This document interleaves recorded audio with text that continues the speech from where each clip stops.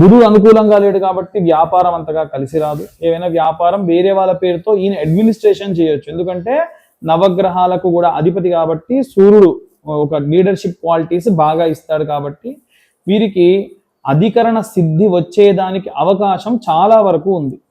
కానీ ఈ యొక్క గ్రహ సంచారాల్లో భాగంగా శుక్రుడు బాలేకపోవడము, కుజుడు బాలేకపోవడము, ఈ రాహుకేతువులకు మధ్య ఇవన్నీ కలిసి ఉండడం వల్ల ఏమవుతుందనంటే ప్రయత్నిస్తూ గెలుపు అంచుల దాకా వెళ్ళి వెనక్కు వచ్చేటువంటి అవకాశాలు ఈయన జీవితంలో చాలా జరిగి ఉంటాయి చిన్నప్పటి నుంచి కూడా. నాకు గతంలో ఏం జరిగిందో తెలియదు, ఒకవేళ గతంలో ఈయన ఏమైనా పోటీ చేసుంటే కూడా ఇప్పటికి 2 సార్లు పోటీ చేశాడు, చివరి వరకు వచ్చి అంటే second place. Okay, last year independent గా చేశాడు.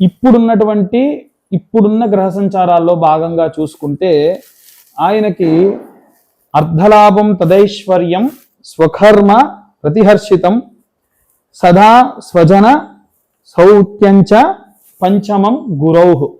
ఎప్పుడైనా సరే 5వ స్థానంలో గోచార రీత్యా గనక గురువు, ఇప్పుడు ఈ మీనరాశి వారికి 1, 2, 3, 4, 5 పంచమ స్థానంలో గురు సంచారం జరుగుతుంది.